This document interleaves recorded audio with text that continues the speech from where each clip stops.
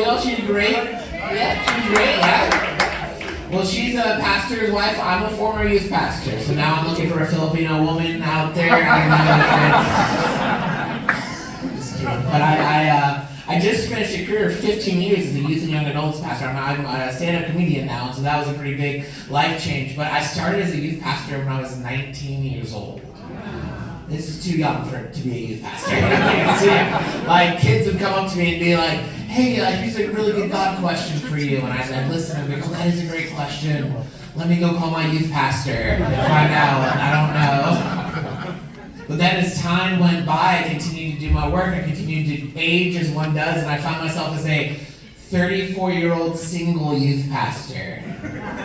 That's a weird job to be a single dude in. That is, like, can we just be honest? Like, I was jealous of my married youth pastor friends, because whenever they said they were a youth pastor, they're like, oh, you must love kids. And when I said I was a youth pastor, they're like, why? Why were you a youth pastor?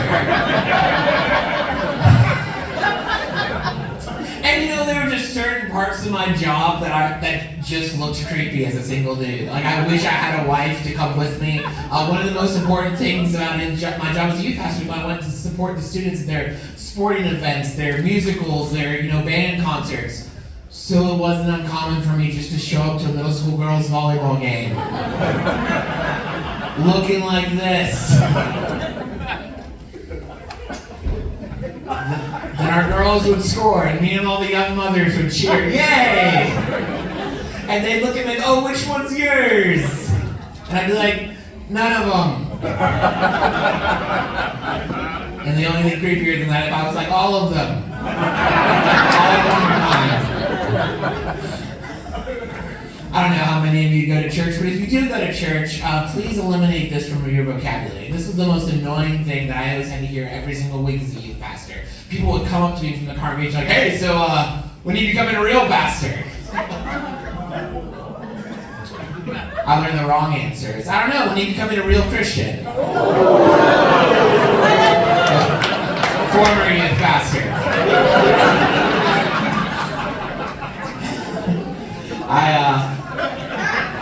I am adjusting to life as a not working at a church now, and I gotta tell you, it is really hard to go to church when you're not getting paid for it. Like, you guys you wake up in the morning and choose to go there. That is awesome. And now when people are I know us pastors, we ask you to volunteer for everything, but now when a guy's like, hey, do you want to do this thing and not get paid for it? I'm like, no. No. I get it is all I'm saying. I had an interesting conversation with my pastor when it was time to leave. I gotta say, I'm a little arrogant. So I was like, man, what are they gonna do when I leave? I felt called to leave ministry, to go into stand-up comedy, but I was afraid for the church. Like, what are they gonna do without me? Like, I know, it's a little too much.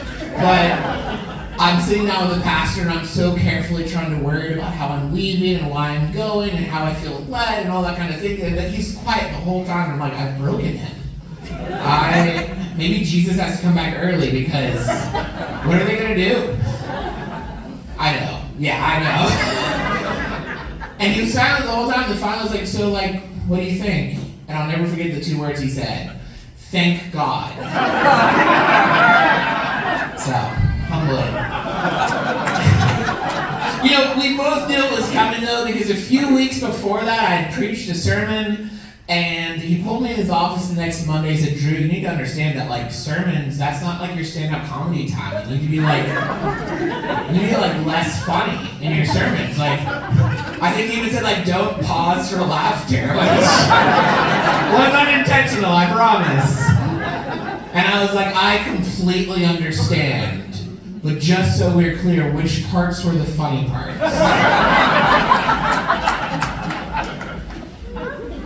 Here's a fun fact for you. Did you know there's a Youth Pastor Appreciation Day? I promise this is my last Youth Pastor joke. I changed gears in a second here. He's like, do you know anything else? No, there's a Youth Pastor Appreciation Day, and in case you ever want to celebrate it, it's not the Sunday nearest Christmas. It's the Sunday after that. And here's why.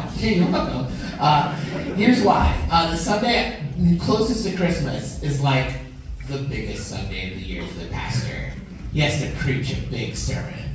So to give him the next Sunday off, the youth pastor gets to preach. Because nothing says we appreciate you like overtime. I should just go ahead and let you guys know that this is my body. This isn't like a stage character. A couple weeks ago I was bowling and a middle school girl 2 lanes over was like, "Hey, you have the body type of a professional bowler." So I went home and I changed my dating profile to body type athletic.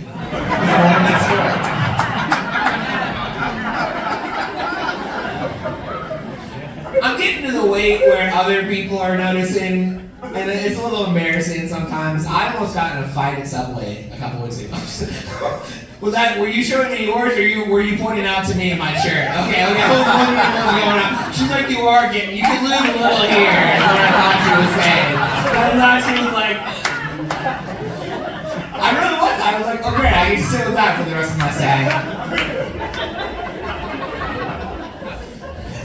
Anyway, we're fine. You're my favorite human. What's your name? Angie? Thanks for being here, Angie. Give it up for Angie, who's being brutally honest with me. So let me know where I'm going to work out. So I was at Subway, Angie, and I was ordering my normal sub, and I asked for mayo, and the monster across the counter from me, as she's making my sandwich, thinking she's way too much of an authority that she is, she instinctively grabs the light mayo, Angie. And I gave her a look that says, "Do I look like a light mayo kind of guy to you?" And she gave me a look that says, "You look like you should start."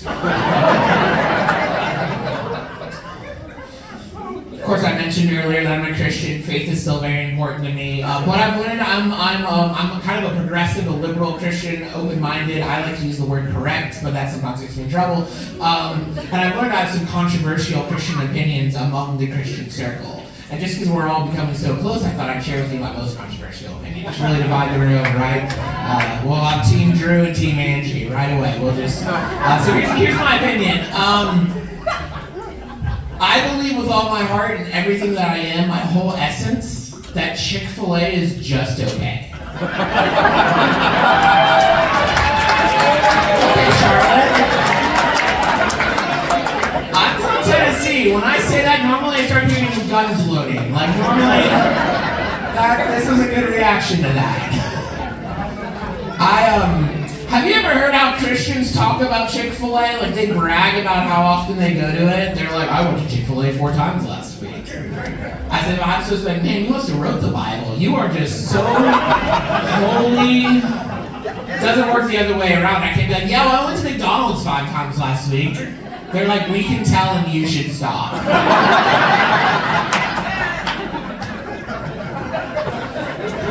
Look, I'm not, some of you feel like I'm attacking you because I'm making fun of Chick-fil-A. And here's the thing, I like Chick-fil-A, I like their chicken. My thing is that that's their only good thing. They have really good chicken, and that's great, but then they made a whole restaurant about it, and they got so much money off of it. And like, just off of one thing, really, like, you don't know this about me, sir, but I make fantastic mac and cheese. My secret is I take those Easy Mac cups, and I add bacon bits to it. Game changer, right? So like, I know my value though. I'm not gonna open up a noodle shop and call it Living Velveeta Loca. Tell you I'm serving the Lord's noodles. No, you know what restaurant I can get behind? The one that I think is like the best, and they're honest to a fault in all of their marketing. Little Caesar's Pizza. Do I have any Little Caesar's fans here? Okay. Yeah, I like that table back there. You guys are my new favorite. Angie, I'm moving on. Sorry. I love Little Caesars. They're honest to a fault. Their motto, hot and ready. Good's not even part of it.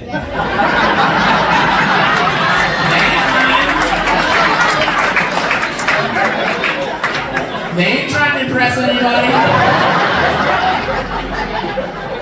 They're just there. You've never seen someone complain at Little Caesars. It wouldn't work. You'd be like, excuse me, sir, this is just a cardboard box with pizza sauce on it. I was kind of hoping for something more. And the cashier's like, and? It's warm and in your hands. We've done our job. I'm kind of like the Little Caesars of comedy, if we're being honest. Instead of hot and ready, you can call me hot and sweaty. I'm okay with that. One time, I don't normally do such nice, friendly shows. A lot of times I'm at dive bars performing, and one time after a show, this woman who was like the drunkest woman I've ever seen in my life, she came up to me after the show, she's like, during your set, I had an epiphany. And I was like, well, please tell me. And so she said, hot and ready, that is like a t-shirt idea. Like, you should make hot and ready t-shirts as your merch.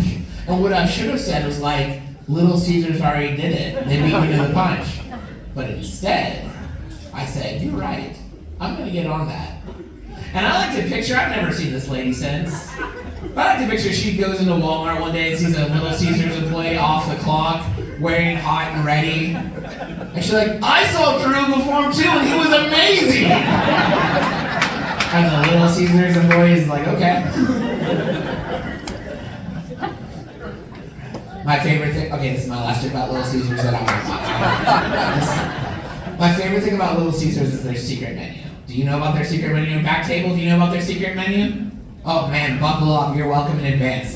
So obviously the best thing in Little Caesars pizza is their crazy bread, right?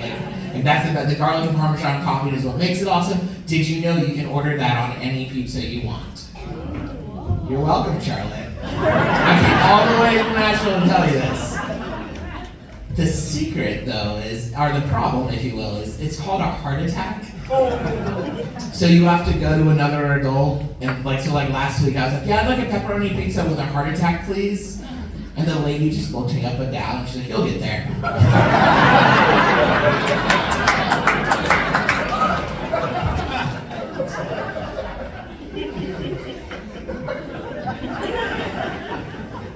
I don't like how much you laughed at that.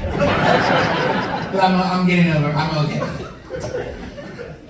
Angie, I heard a racial slur yesterday that I didn't know existed. I was just walking and I bumped into a guy. And he was like, shh, whatever, Taco Bell. Because I guess I look like Mexican? I don't know. But I was like, excuse me, sir, I'm Italian. It's Papa John's to you.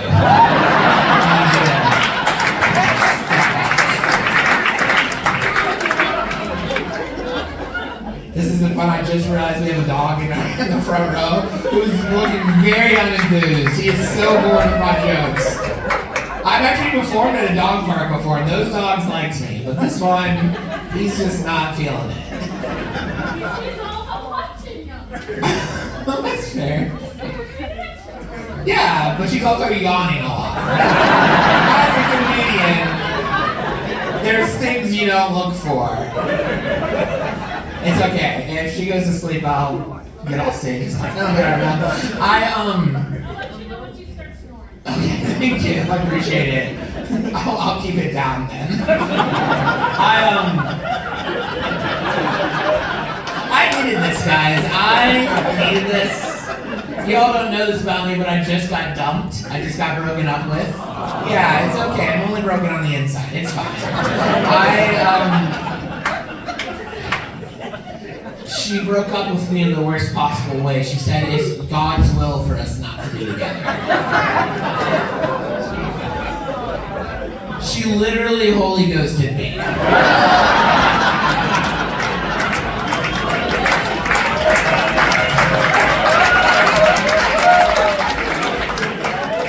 I like that joke because now all the women are like, we get why she broke up with me. Also, I don't know if you guys know each other, but you literally turned into like, that's good. Like, I just made a friendship with a joke. I may put dog to sleep, but I also create new best friends. So, comedy's like my superpower. You guys are a fun crowd. I feel safe telling you the most interesting and weird thing about me. Which is always a weird start to a statement. I promise it's okay. But I was born without a sense of smell. Right? You know what stinks about not smelling? Nothing. That was my first joke I ever wrote 10 years ago, and I like to still keep it in my set just to show you how much better I got. Just to let you know, like, we were here, now we're here. Well, like, especially a couple years ago, 2020, when COVID hit, like, not having a sense of smell was a bit of a bummer. Like, because I don't know if you remember this, but they said the first sign to know that you had COVID was that you had no smell. I was like, well, crap, what's the second sign?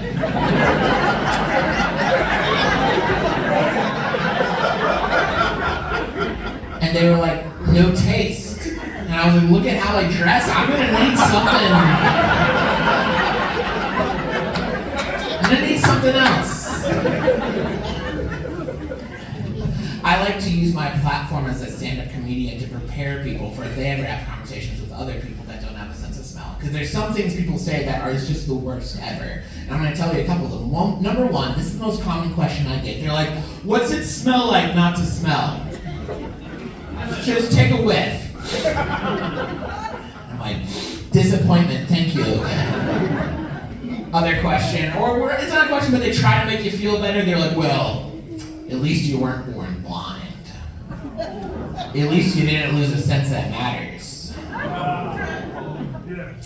Are there any blind people here? Oh, okay. I don't know how this show is gonna go. I've never had a blind person front row. But I did just get like a light, so one way or another, we're gonna be done soon. Whether it's because the dog jumps on stage and attacks me, or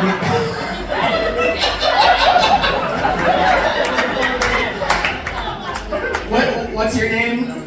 Pardon? What's your name? Yeah. Bethany. Bethany, well, aside from this applies for every blind person except for Bethany. Blind people are like the divas of the handicap community. We all know it, except for Bethany. Here's why: they get everything. They get canes and sunglasses that they can wear everywhere. They get seeing eye dogs. Where's my smelly nose dog? Give me a retired canine unit. I need something. And the most important thing is we know we can call someone blind. There's that one syllable word that lets you know what's going on. Sir, do you know what you call someone that was born without a sense of smell? It's okay if you don't. Senseless, yeah. I've gotten that before, but for different reasons. The technical condition is called anosmia. But when I tell you that, you're not sorry I can't smell. You're sorry that 15 minutes ago I had to look that up to come tell you that that's what I have. So I tried to make more, I tried to shift it so more people would feel bad for me. I would tell people, instead of saying I have anosmia, I would say I'm anosmic. Which sounds like an eating disorder. People always look at me like, is that the one where you eat too much but you never throw up because you look like you have that? I love my not smelling jokes. I love that you all love them. In fact, several years ago, I got the National Anosmia Community, the Anosmia Awareness Society, reached out to me. They saw my jokes on YouTube at Drew Davis Comedy. And they said, we would love to show your video of your anosmia jokes at our convention. And I was so honored, but also I didn't know there was an anosmia awareness company. So I was like, I'll do you one better. Let me come perform at your convention. And they said, no, we just want the video.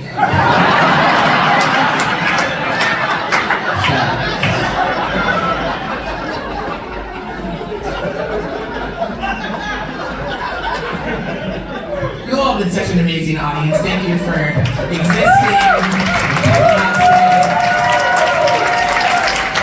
I'd like to give you my one more joke. It's my favorite pickup line. I'm dealing with the fact that I'm an average-looking dude, and an average-looking dude needs an average guy pickup line. So here's, man, may I give you a pickup line?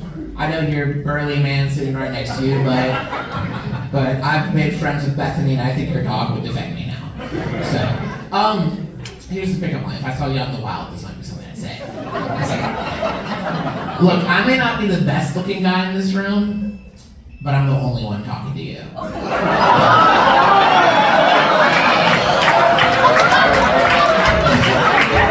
Thank you.